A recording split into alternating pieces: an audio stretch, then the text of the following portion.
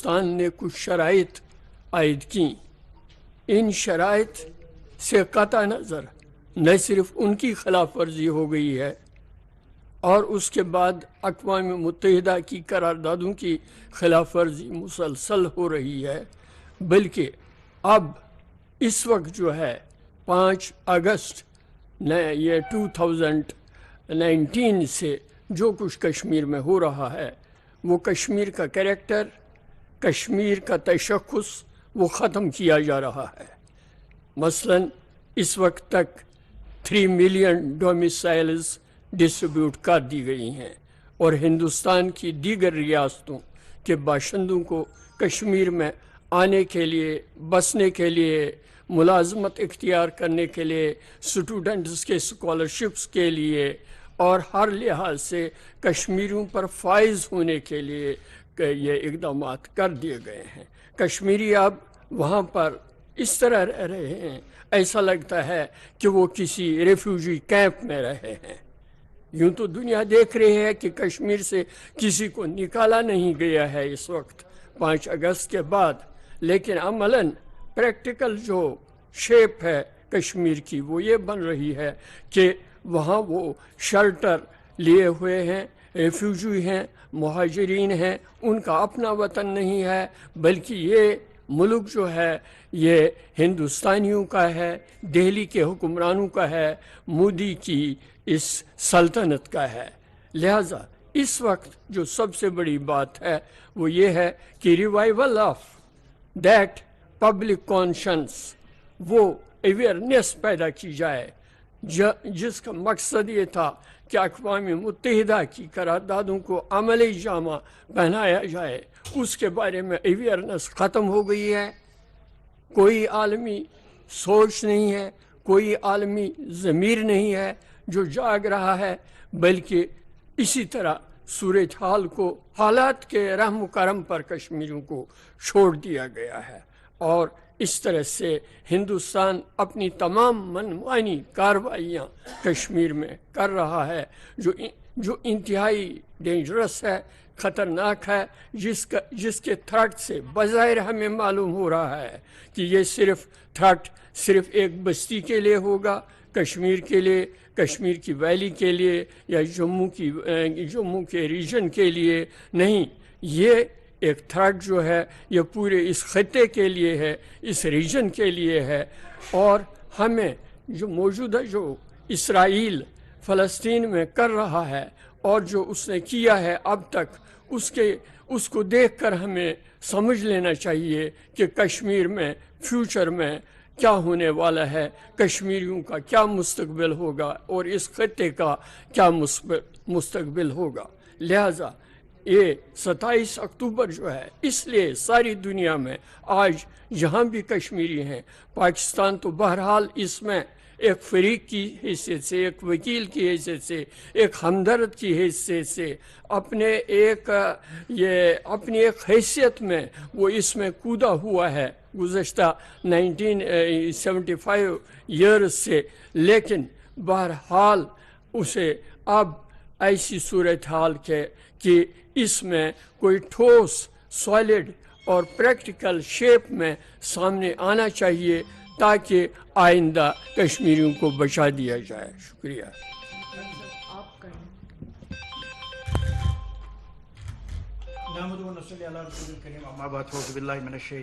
بسم اللہ الرحمن الرحیم.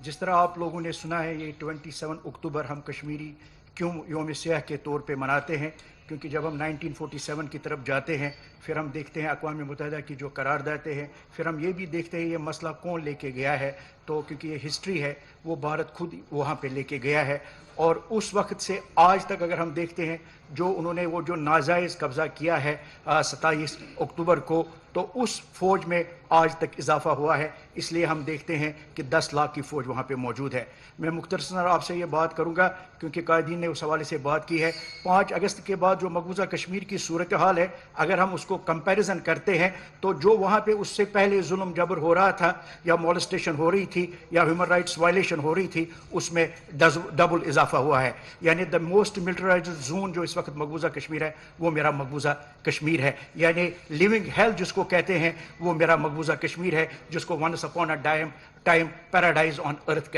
کہتے تھے. صرف ہماری گزارش کیا ہے, کشمیری کی اگر ہم ہسٹری دیکھ لیں گے تو سب سے پیسفل جو اگر ہم دیکھیں گے وہ کشمیری ہے. تو ہم بھی چاہتے ہیں کہ مسئلہ کشمیر کا جو ہے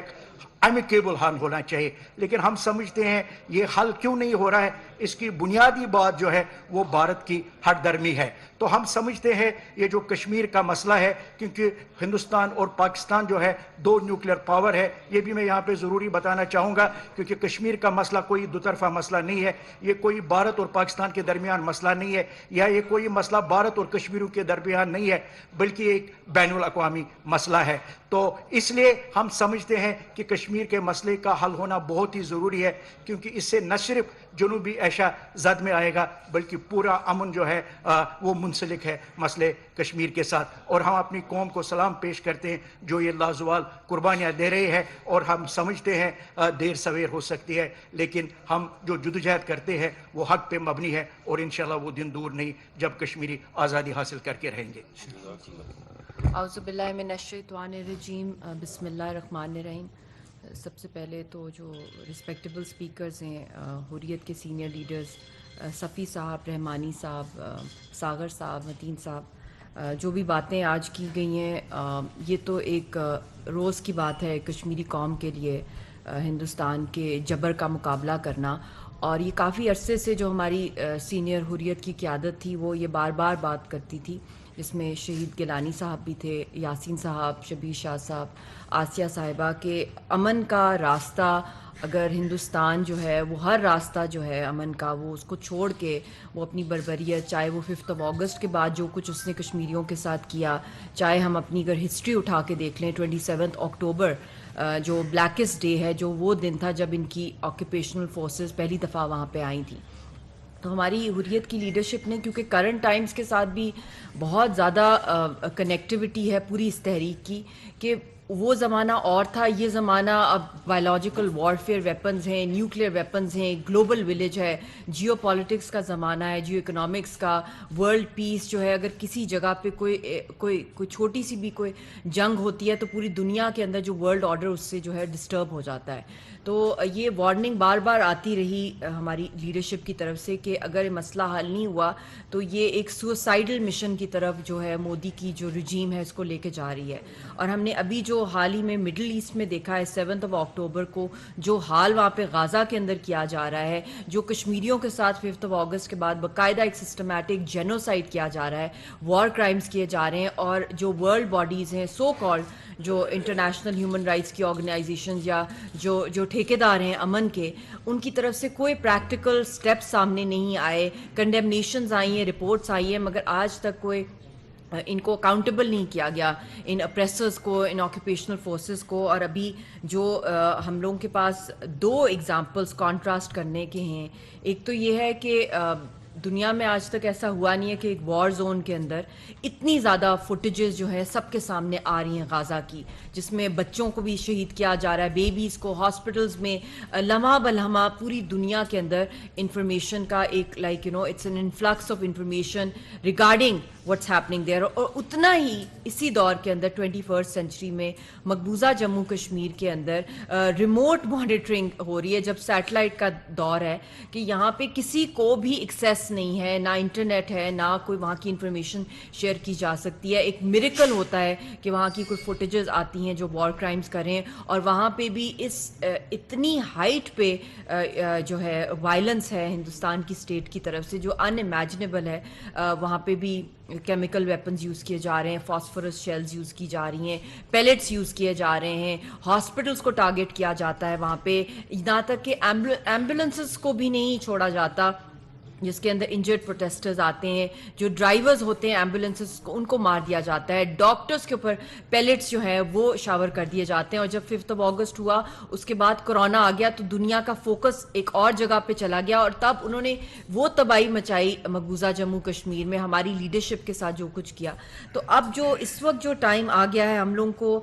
جب بات کرتے ہیں انٹر کنیکٹیوٹی کی, انٹرفیتھ ہارمنی کی بات کرتے ہیں, اور بہت سی چیزیں جو اس انٹرم سیٹ اپ کے اندر جو بہت گلوبل چیلنجز ایکسپوز کیا ہے, جنہوں نے اپریسرز کو, خاص طور پہ انڈیا کو گلوبل فرنٹ کے اوپر, جو انہوں نے سکھوں کو ٹارگٹ کیا ہے کینیڈا کے اندر, اور ان کا جو انٹرنیشنل ٹیررسٹ نیٹ ورک ہے RSS کا, جس کے تھرو وہ کشمیریوں کو بھی باہر کے ملکوں میں ہراس کر رہے ہیں, ان کو تھریٹس دے رہے ہیں, ان کے گھروں میں جا کے سری نگر کے اندر ان کو کہہ رہے ہیں کہ آپ کی فیملیز اگر باہر کے ملکوں میں جو ہیں وہ اگر انہوں نے پروٹیسٹ کیا تو ہم آپ کے گھر چھین لیں گے, آپ کی پراپرٹیز کو ڈیمالش کر دیں گے. تو اب یہ کھل کے ان کا جو ریکٹ ہے اس کینیڈا کے انسٹنٹ, ابھی جو لیٹسٹ آیا ہے کہ کینیڈا کے جو پرائم منسٹر نے کہا ہے کہ جو انلیگل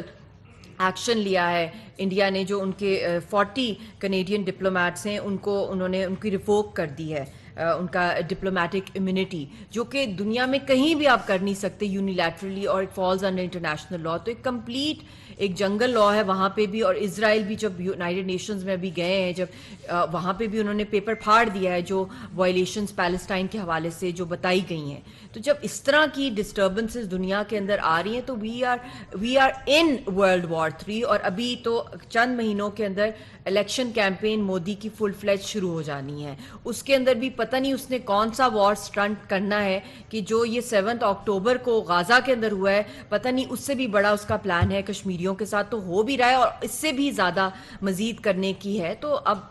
ہم لوگوں کو اس کے اوپر یہ صرف کشمیریوں اور پیلسٹینینز کا مسئلہ نہیں ہے, یہ پورے گلوبلی اس کی جو آگ جو ہے جو پھیل رہی ہے, جو انسرٹنٹی ہے, اور جو اس کو کوئی بھی اس کا کوئی سٹیک ہولڈر سامنے نہیں آ رہا ہے کہ اس کو روکا جائے. پارٹیز میں ڈیوائیڈ ہو گئے, اور گلوبلی پبلک بھی جو ہے وہ شور مچا رہی ہے, ایمبیسیز پہ اٹیک کیا جا رہا ہے, اسرائیل کی ایمبیسی پہ, امریکہ کی ایمبیسی. اسی طرح جو کشمیریوں کا مسئلہ ہے, یہ میں سمجھتی ہوں کہ اگر اب بھی دنیا نے اس کے اوپر, اسپیشلی یونائٹڈ نیشنز نے اس کے اوپر ایکشن نہیں لیا, تو یہ نیا نارم ہو جائے گا جینوسائیڈ وار کرائمز دنیا کے اندر. اینڈ ڈونٹ ایکسپیکٹ کہ کشمیری لوگ جو اس وقت پرامن ہیں 99.9% وہ اسی طرح رہیں گے. یہ ان کی زمین ہے, وہ وارث ہیں زمین کے, جتنے بھی زندہ ابھی بچے ہوئے ہیں یا تو قبر ہے ان کے لیے, اور قبریں بھی نہیں مل رہی. کشمیری واحد قوم ہے اس وقت دنیا میں, اور لیڈرشپ ہے جہاں